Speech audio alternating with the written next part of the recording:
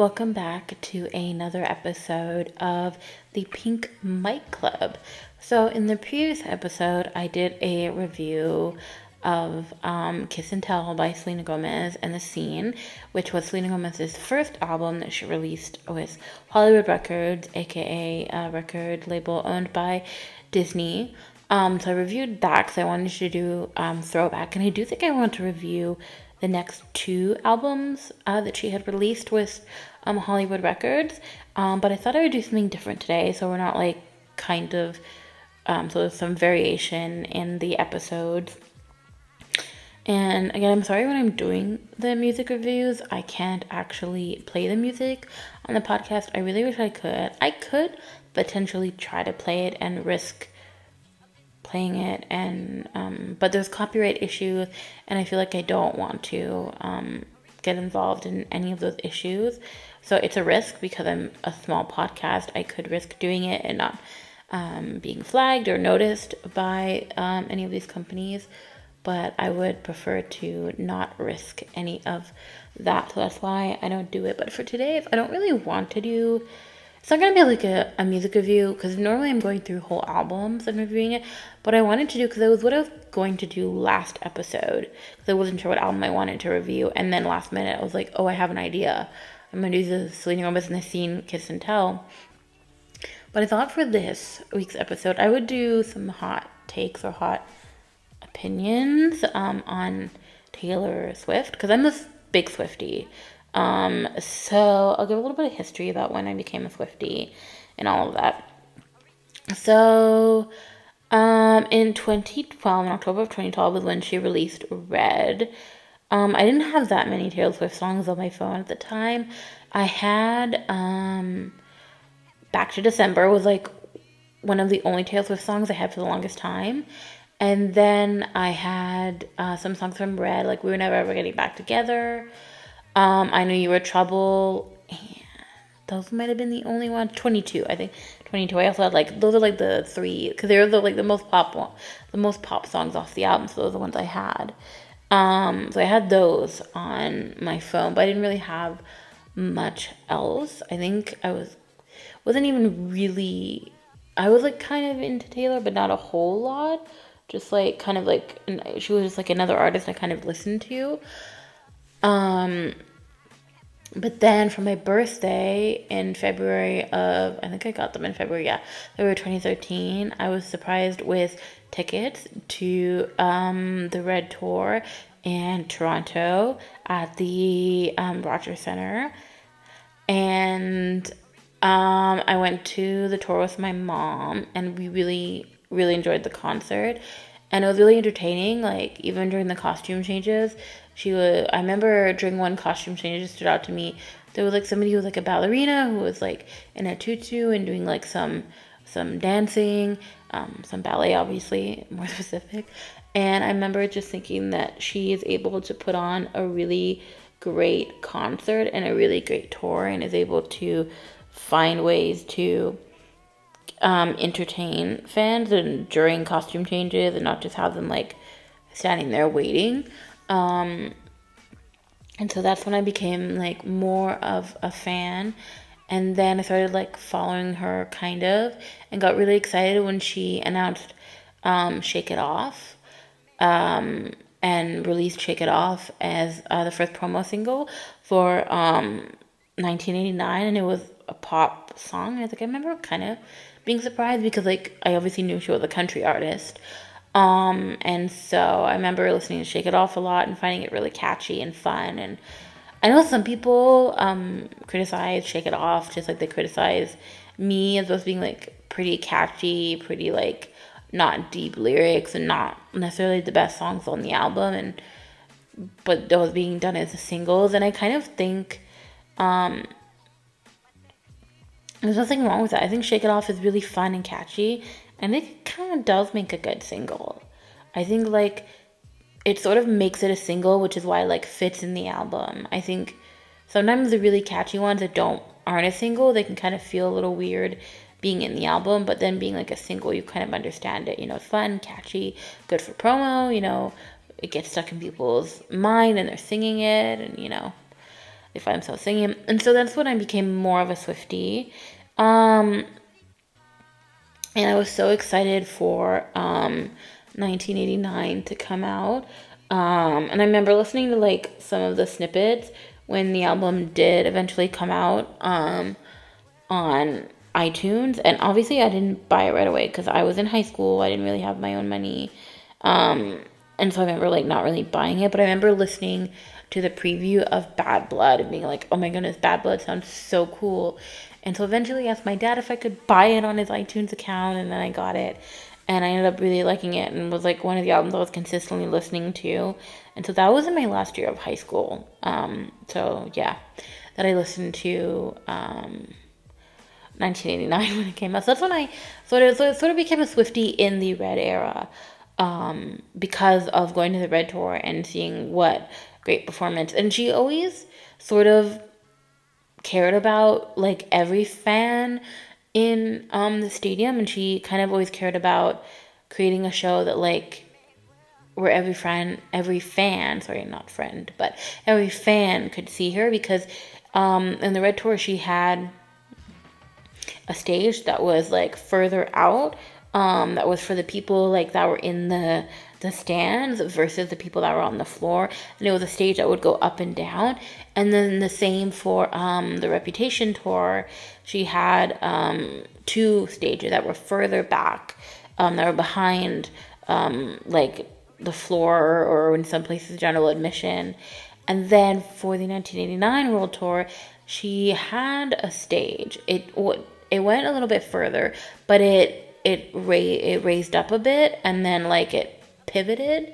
I don't really know how to describe it, but yeah. And then again with the Eras tour, the one that she's currently on, her stage, it doesn't like go far. It's not like she has a second stage, but it is a pretty long stage. Like she has a catwalk, and not every artist does catwalk stage. It's more traditional to do like a rectangular stage, and then that's it, and then have screens.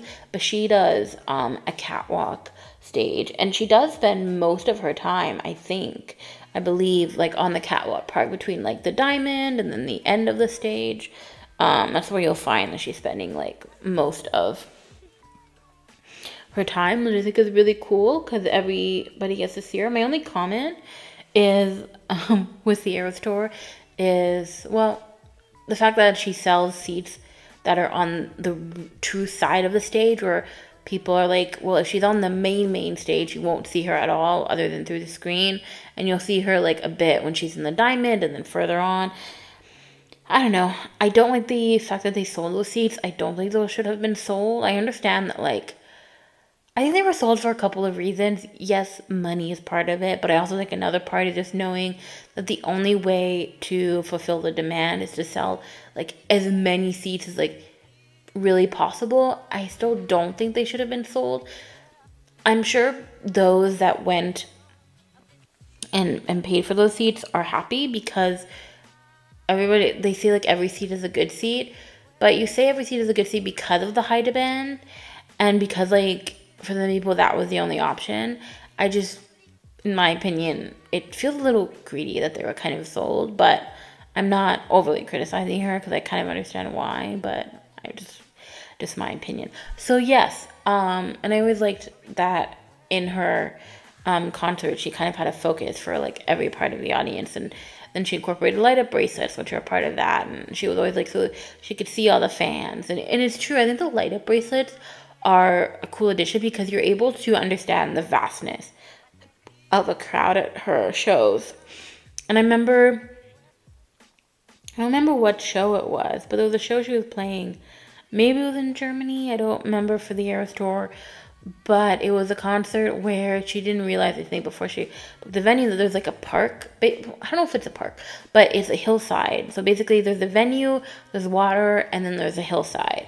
And so on the hillside, like over 50,000 fans were there each night just to listen to the Taylor Swift concert. And she posted about that in her like thank you post for that city. And I thought that was really cool that she mentioned them. And I think she mentioned them because I I think she didn't quite understand the vastness of what the Eras tour would be. I think she knew the demand would be high, and I think she knew it would be as high as it was. But I think she didn't understand the vastness of tailgating that would happen. I think it's called tailgating, if I'm correct. The amount of people that would just want to hang outside the venue just to be able to hear that. Because I don't think that was something that really happened at a lot of her other concerts. And so I think that was something she didn't know would happen. And the hillside and the 50,000 people on the hillside, that probably took her by surprise. But at the same time, like, made her happy. Like, part of me was like thinking she wouldn't, because acknowledge them, because like she would feel like, why are you sitting there listening when you didn't like have a chance to pay for a ticket? But she's acknowledging that like these people didn't have a chance to get tickets, unfortunately, but that there is community created in wanting to listen to the concert. Now, here's my opinion. Like, I don't know if I would do that myself, because I'm not like a super, like, if I didn't get tickets, would I tailgate? I don't know. It would be intense crowds without anything visual to make it worth it for me to like be in the actual like crowd, because I'm not a crowds person. And so I think like being inside the venue, I have no problem. But I think tailgating, for me personally, and my dislike of crowds, I don't know if I could do it without like the reward of visually seeing Taylor.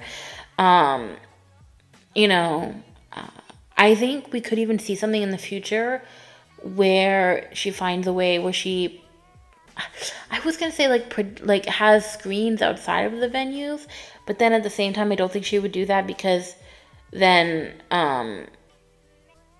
it's not too different from like those that are really high up and have to only use the screens to get a good visual of Taylor that are in the venue. So I don't think she would do that, because then it's unfair to those that paid a ticket. But I think she definitely has no problem with people being outside the open air venues and listening to the concert, you know, and creating community that way. And I also think Taylor Swift's connection with her fans has always been great. She has a great understanding of her fans, helped her to get to where she is now. Like, obviously, she's put in the work, but her fans have recognized the work she's put in and enjoy her music. And because you have to think about award shows, for instance. So there are some award shows like the Grammys that are chosen by like, I guess, a committee of a committee of people that vote. It's not the general public, whereas like the most recent award show she was at, which was the VMAs, that award show is fan decided. So fans get to vote. That's who wins. It's based off of fan votes. There's no like committee. There's a committee that I believe chooses the nominations, and things like that. But it's fans that get to vote. And I think there are some award shows. There's a decent amount where it's not fan chosen, and there's a lot where it is fan chosen. And so I think she recognizes like the fans really have helped her get these accolades, especially the fan voted ones, like the VMAs that she won. The fans helped her get that. They voted like crazy, you know. So yeah. I think her relationship with her fans is great. And I remember when she used to do the secret sessions, that was really cool. I think she stopped that, obviously because of COVID. And I think just now, I don't think she'll do them again. I think because some fans have gotten really crazy. You know, the fans that were asking her that were saying they were disappointed in her and asking her to stop dating, Maddie Healy. Oh my goodness, I almost forgot his name for a second. When she was dating him for that short period, I think she has this little bit of belief that fans can be a little intrusive, and I feel like she won't do them again. I feel like it was like sort of a thing of the past now, which is disappointing, but I think it's disappointing for the fans that were hoping to be able to get a message from Taylor Nation, you know, saying if they would go to a secret session. And I also think there's a lot of logistics involved, and I think just for her safety, I think with the way things are now, I don't think she'll do it anymore. You know, I think she did them for Lover. Did she even do them for Lover? I don't remember if she did secret sessions for Lover. She may have, but I think she may have. But I think if she did for Lover, that was the very last time that she did them. So I have been a Swiftie, basically, I've been a true Swiftie since like 2014, but we'll say like 2013 is when it kind of started. And so I'm like a pretty mega Swiftie, but I don't agree with like, first of all, I don't agree with all of Taylor's views, and I also have hot takes. I'm not a Swiftie that like likes everything she puts out. And so these are like gonna be some of my hot takes, which maybe there's not gonna be like a whole ton. But yeah. So hot take is that for me, Lover was the last album that is truly 100% like my vibe, truly like pop wise. So I am a fan of pop. I'm a fan of more mainstream pop. Your pop artists such as Sabrina Carpenter, I also like some Olivia Rodrigo, Shawn Mendes, Selena Gomez. And Lover for me was the last Taylor Swift album that truly like hit the mark in like what like a good pop album is. And I'm not saying Midnight's or the Tortured Poets Department are not good albums. That's not at all what I'm saying. I'm saying that my vibe leans more in the vibe of 1989, Reputation, and Lover. And so Lover for me was the last kind of like really, for me, really good pop album from Taylor. The one that I feel like it's the last, for me, that's in my vibe and my style. Because like Folklore and Evermore, I believe they may be under pop when it comes to their category on Apple Music, but they're definitely more like alternative, more, but I could see how they're also pop too. I'm not as much of a fan of Folklore and Evermore. They rank pretty low for me on the album ranking. I just feel like for me, when I always thought that she would do like a good kind of like folk sort of like alternative. I thought when she would go alternative, if she was going to go alternative, like it would be really good and I'd like it. And I think they are well crafted, like they're albums that are well crafted. And I don't think there's one on there that like, sure, I skip songs and sure, like I don't really listen to those albums a whole lot in her discography compared to other albums. But there's like, they're not bad to listen to. They don't sound bad. They're just not, for me, a style that I vibe with. I like the pop that's more fun and catchy and that, like, just is easy to sing along to. And I feel like with Folklore and Evermore, it's a little bit less like that. I mean, on Folklore, my favorite one is My Tears Ricochet. I also like The Great American Dynasty. But My Tears Ricochet, I really like the bridge, and I'm excited for her to hear her sing that on the Eras tour, when I go. But yeah, I'm not like as big of a fan of Folklore and Evermore. They rank pretty low. Like for me, it's debut. When we're talking about lowest, it's like debut, and then Folklore, and then Evermore. I like Evermore more than Folklore. Oh my goodness, tongue twister. Jeez. But I like Evermore more than Folklore. I think it has more songs on there that I vibe with. But when it comes to Folklore, some of the things I don't like. So she has the songs about Betty, Inez, and James. And she created like a story. And I think for some, they can enjoy that. For me, I'm not as much of a fan of the storytelling with characters. For me, it creates a sort of disconnect when it comes. So I think with Taylor, there was always an idea that like her songs were introspective and were about her life, even if they weren't. You could kind of assume that they were, because even like, so I'm not gonna say Death by a Thousand Cuts isn't about her life, because some say that it is. But I'm going to go with, she says, I remember when she did the Tiny Desk concert, she said that she wrote Death by a Thousand Cuts because Lover was an album about love and it wasn't really a reason for her to write breakup songs. But she said that she wanted to prove that she could still write a breakup song. And so let's go off the theory that Death by a Thousand Cuts is not about her life and is just her choosing to write a breakup song to see if she could still write one. Let's just say it's not about her life. You could still think that it was, in the way that, like, if we're going to say there is a character in this story, she's using herself as the character. And I feel like I enjoy those songs more than I do the ones where she's creating a story with characters that aren't her. And the songs with Betty, Inez, and James, I'm just like, they don't, I'm not a fan of them. And I'm not saying they're bad. And if you like them, that's okay.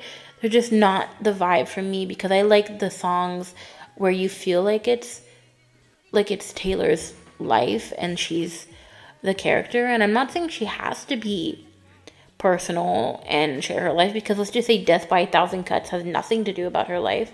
The fact that you could think that it could apply to her life because there's no character with a name that's being created, I think is what I like. And so that's one of the parts of Folklore I'm not a huge fan of. I just think overall, like,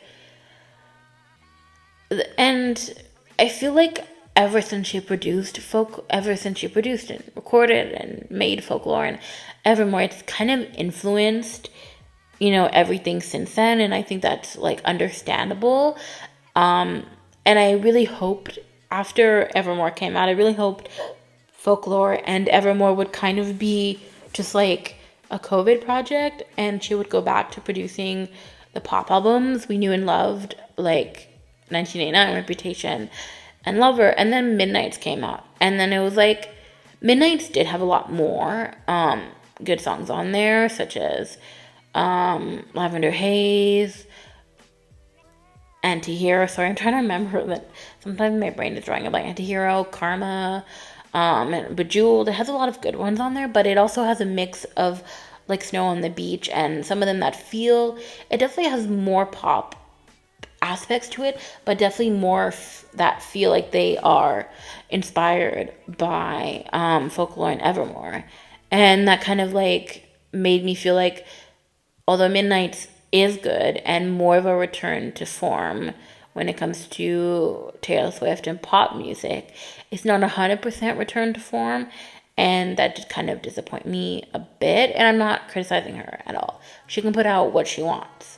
I'm just saying, for me, it was disappointing. I'm not expecting her to come back 100% and do a Lover album 2.0. I'm not saying she has to do that, but I can still be disappointed, while at the same time understanding she can put out whatever she wants. And then you have the Tortured Poets Department. So between Midnights and the Tortured Poets Department, well, because you have Folklore and then Evermore, and then you had, sorry, my brain, what? No, I'm really messing up the timeline. No, I am messing up the timeline.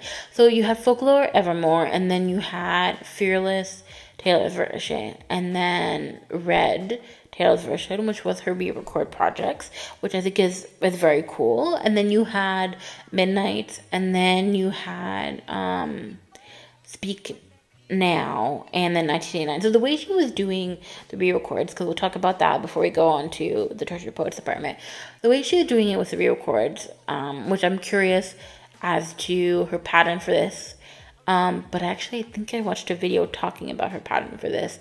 So basically, so she's doing smaller albums and then bigger albums. So basically, if you think about it, Fearless and then Red, if you compare Fearless to Red is more successful than Fearless. More accolades, more whatever. And then you have Speak Now in 1989. 1989 is more popular than Speak Now. It's just the truth. So she's doing, like, smaller releases with Fearless and Speak Now, less promotion, more casual releases.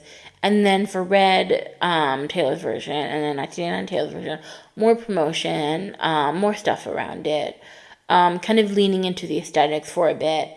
And I think and somebody was saying the reason for the albums being released when they are and being released, and one is being released kind of late winter, or in the summer, and then the other being released in the fall, is so that the other being released in the fall, so that they can qualify for 2 different Grammys.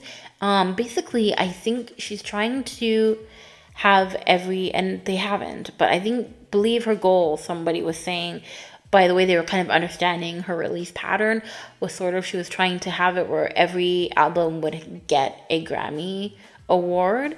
I think that was her goal, because some of her albums, the original ones, the stolen versions, as people like to call them, did not win Grammys. And so I think her release pattern with re-records was that they would kind of all maybe get a Grammy, and she could say that every album is a Grammy winner. And I don't think that happened. And I don't know if any of her re-recording work was nominated at the Grammys. I don't know if that's something that could happen. I didn't think it was possible. I'm not familiar with Grammy rules, but I felt like it's not something that could be possible. But maybe I'm wrong, and maybe it is. I don't really know. I figured it wouldn't be considered new work to the Grammys, and it wouldn't win. And so, but I think the re-recording project is very interesting, and I think it's proving to be successful. And it's so successful that record labels are now putting in contracts that you can't re-record your albums for like 20 to 30 years. Because for Taylor, it was like 5 years for Reputation, and for the rest, it was like she could record it like 2 years later or whatever. But Reputation being the last album she did with Big Machine, it was like 5 years after her contract was over. That's when she could re-record, something like that. And so it was a very interesting project, and I wasn't sure when she initially started it if she was going to just do all re-records, and then only after a few years of re-records we would get a new album. But she's doing 2 re-records, a new album, 2 re-records, a new album. And so, and now when she announced the Eras Tour, people were, so here's my first thought.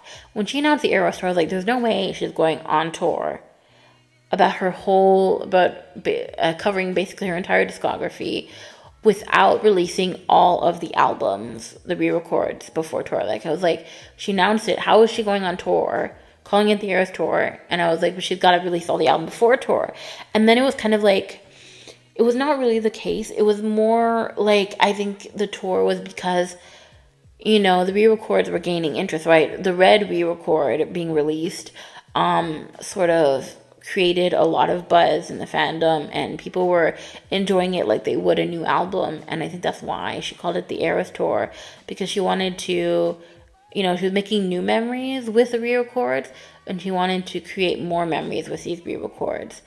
And then some people are saying that and then kind of like this year, beginning of 2024, when she was back on tour again, people were like, she's going to release Reputation and Debut before the Eras Tour is over. No, I don't. Some are saying she could announce. A lot of people are thinking Reputation is next, and I don't know. Here's my thought. The pattern is small release, big release, so it would make sense for her to release Debut and then end with Reputation. And I think maybe ending with Reputation would be good, but at the same time, she could throw us for a loop and totally do Reputation and then Debut last and kind of break the pattern. But if she does stick with the pattern, we would get Debut first and then Reputation. I'm excited for Reputation. I'm excited for the vault tracks for Reputation. I really liked all of the vault tracks on 1989, and I do feel like they fit the vibe of 1989. So I'm excited for the Reputation vault tracks, and that'll be exciting. But I think what's interesting with this project is it's proving to be quite successful for Taylor Swift. But I don't know if it's a success that can be replicated by other artists, right? I think what's tricky is you have to have a loyal fan base that's willing to spend more money, right? It's different. Like, I have not bought anything from any of the re-records. I do have a 1989 Taylor's version vinyl that my best friend got for me for my birthday, or it was Christmas. No, I'm pretty sure it was my birthday that she got it for me, or Christmas actually. I don't remember now. It was one of the two. And so that's like the only 19. That's the only re-record merch I have, and I never had an original 1989 vinyl because celebrity artist merchandise is very expensive. So I'm a huge Swiftie, but I'm someone who doesn't have a lot of merch because it's expensive, and I can't justify spending over $100 on a t-shirt or a hoodie. I just can't, but I would like to. So I think the project is interesting, but I don't know if it can be replicated by other artists, right? Because you have to have a solid fan base that is willing to reinvest into listening to your old discography as if it were something new. And the goal, right, when Taylor Swift is re-recording is to sell physical albums, right? Obviously, being on streaming and people streaming it is just as important to her, but people buying physical albums is important as well. People focusing, because it helps boost the sales and create more records and make this project be successful. And so for another artist to replicate it, they would have to have a fan base that would be willing to buy, where enough people in their fan, they know not everybody will, but that enough people will be willing to buy the CD of music that's technically already been released, where there's only a few more songs that are new on there, right? So I think it could be hard for another artist to replicate this and it have the same success. And I think, I don't know if other artists will replicate it. I think it could inspire some too. But it will also be very tricky for other artists to replicate it because, record label contracts now are saying 20 to 30 years because of the success that Taylor Swift is having. And I think in some ways it's unfortunate that's happening because of her success. But at the same time, it's great that her project, the re-record project is having success, and that it's not just something that like she was possibly going to do, but is doing and is quite successful. So after the re-records, not after the re-records, but after the set of re-records that we got, the latest one, Speak Now, and 1989 Taylor's version, when she was at the Grammys and won a Grammy, she announced the Tortured Poets department. And, she kind of created the whole aesthetic with what she wore to the Grammys. And some people make comments afterwards like, oh, shouldn't have announced it at the Grammys, because it's taken away from other artists. And I kind of at first disagreed with people who were saying that. And I don't necessarily, and I kind of agree that maybe shouldn't have been announced at the Grammys. Not because I think it takes away from the other artists, because I think it doesn't. Her fans who watched, the announcement was for her fans who watched the Grammys. I don't know if it took away from the other artists, but it would be up to the other artists to say that, to make a statement and say, oh, it did or whatever. My thing is that the Grammys are not fan voted. I felt like it would have been better had it been announced at a fan voted award show, but I don't know if there was one coming up in between when she planned to announce it. But I just think maybe she should, maybe on tour would have been a great idea, when she was on tour at the beginning of the year. So she announced the Tortured Poets department, and then she released the Tortured Poets department. And then I believe a few hours after she released it, she announced the Tortured Poets department, the anthology, which is a longer version. And here's my thoughts. If I'm being honest with you, the Tortured Poets department has some good songs, and it's definitely leaning more into the pop world than the alternative world, but it has a lot for me of inspiration from Folklore and Evermore. I feel like everything she kind of learned with Folklore and Evermore has been kind of coming through every new release album. So not the re-records necessarily, but every new release album. So Midnights and Tortured Poets department, but it's more prevalent for me in the Tortured Poets department. Obviously, I have a list of my favorites so I create a playlist of the ones I like. So let me get to my music app, because even though they're my favorites, sometimes you need just a little help remembering, because there's so many songs. So this is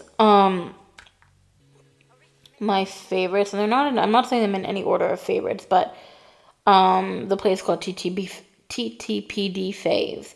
My Boy Only Breaks His Favorite Toys, Down Bad, Florida, I Can Fix Him, No Really I Can Do It With a Broken Heart, Fortnite, So Long London, But Daddy I Love Him, Who's Afraid of Little Old Me, So High School, I'm Gonna Get You Back, Fresh Out the Slammer. I used to like Thank You Amy, but it's just not on here, because it's not like, I don't know, I just didn't put it on here. I Can Do It With a Broken Heart is the most kind of Lover 1989 sort of return to like it's the most stereotypical pop you'll find on the album. I also really like My Boy Only Breaks His Favorite Toy. I feel like that's really good. I almost said it's a good album opener, but I realized it's not the album opener. I confused it because it is the first song on my playlist, but the album opener is Fortnite, which I'm actually going to have some Hot Topic opinions on Fortnite soon. So, yeah, I do think it's a good album. It's just, there's a lot of songs that maybe the more I listen to it, the more I'll vibe with them. There are a lot that are, Folklore and Evermore inspired, in my opinion, ever since she did those projects. It's kind of like changed her vibe. And I don't know, I miss albums like Lover, Reputation, and 1989. I'm not saying these albums are bad. It's not all what I'm saying. And if you enjoy them, that's great. But I'm a more stereotypical pop girly, and so like I Can Do With a Broken Heart, when I heard that, I immediately gravitated towards it, and I was immediately like, okay, favorite one right now. And there's quite a few that I do like on the Tortured Poets Department, and there's quite a few that are just not for me, and I think that's okay. But I do miss the albums like Lover and Reputation in 1989. Now on to my Hot Topic opinion about Fortnite. So Fortnite recently won Song of the Summer at the VMAs, and so it won Song of the Summer because the fans voted for it. But Hot Topic opinion, it was not Song of the Summer. Fortnite should not have won. And then I just realized as I was forming my opinion, fans were able to vote for all of these awards, and so that's why it won. Okay, so Sabrina Carpenter's Please, Please, Please was nominated, but I feel like Espresso should have been nominated, because Espresso, I think, should have won, but Sabrina Carpenter should have won, because between Please, Please, Please and Espresso, Sabrina Carpenter kind of dominated the summer. And I'm going to say, my opinion on Fortnite shouldn't have won the Song of the Summer is a couple things. My opinion is based off of a video I saw on TikTok of somebody who was talking. I don't remember the creator, who the creator was, but he was basically saying that the Tortured Poets Department is really, like, somebody was asking, like, why you don't really hear songs kind of outside of the Swiftie community from the Tortured Poets Department. It's because the Tortured Poets Department, I'm not saying it's only popular within the Swiftie community, but it's mainly popular within the Swiftie community. It's nothing like Lover, Reputation, or 1989 where they were kind of popular outside of the community. And even maybe Folklore and Evermore were able to grasp more people who were not into the traditional pop she was doing, but were kind of into this. The Tortured Poets Department is an album that's kind of really only been super popular within the community. And it's true because you don't really hear that many people outside of the community talking about it as much. I mean, critics will talk about it, and people that will talk about Taylor Swift because she's popular will talk about it, but you don't hear like the average person who's not a Swiftie like randomly singing a Tortured Poet song like they maybe would have randomly sung Shake It Off or whatever. And I think it's because it's really only been popular within the community, and it's part of why I think that Fortnite should not have won Song of the Summer. And I'm not saying it's a bad song. It's not. It's a good song. It's just that to me it didn't feel like it was popular outside of the Swiftie community. But then you have to remember with the VMAs, which I'm reminding myself right now, is that they're fan voted, right? So it just means like Taylor Swift has just enough fans to vote for it to win. But I'm a Swiftie, and it was not the song of the summer. I'm willing to admit Sabrina Carpenter really dominated, and even though I'm a Taylor Swift fan, if I had chose to vote in the VMAs, I would have voted for Sabrina Carpenter just because I realistically know Sabrina Carpenter kind of dominated the summer, as she should have, because she deserves to become a pop girly. So, like a pop star girly, like Taylor Swift is. And I'm curious, because I was talking with my best friends who are Swifties as well, and I was kind of saying like, oh, I was mentioning the comment that a creator had made that the Twitter post was really unpopular within the Swiftie community, and I was like, but the thing is, she has enough Swifties to kind of sustain her career, and my friend commented like, oh, she's so close to world domination, and I'm like, but I don't know, that's my thing, like, yes, she's very popular, but I wonder if her next album will again be like the Tortured Poets Department and really be only popular within the Swiftie community. And I don't know if for the Tortured Poets Department, I think what could be hindering it from being popular outside of the Swiftie community is because there's 31 songs. Like, yes, you have the anthology, you have the initial 16 songs that were released, and then you have the anthology. But it's not really being promoted anymore as like, oh, two separate albums that came together as one, as a surprise. It's really the Tortured Poets Department is the 31 songs. Like, that's it. When you think of the Tortured Poets Department, you think of the 31 songs. And so I wonder if it's because there's so many songs that it doesn't have the ability to be popular, because you have to really want to be interested in the artist to willingly listen to an album of 31 songs.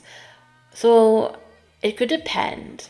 Her future new album that isn't a re-record, we'll have to see. I think if that, again, is really only popular within the Swiftie community, we could start to see a sort of partial decline in popularity, in the way that she won't be, I don't think record-wise she'll be less popular. Like, with the record she'll break. But it's just her popularity will be more focused into her community, into her fans. And she'll have enough fans that will willingly listen to her music and buy it and stream it, that she can have enough success and break enough records just off that. But I'm very curious to see in the next new album if we'll see popularity, if it will be popular outside of just Swifties, and people who wouldn't call themselves Swifties, will they listen to it and on repeat and stuff like that. So these are some of my hot topic opinions on Taylor Swift as somebody who is a huge Swiftie. So thank you for listening to this episode, and I hope you enjoyed it. Bye.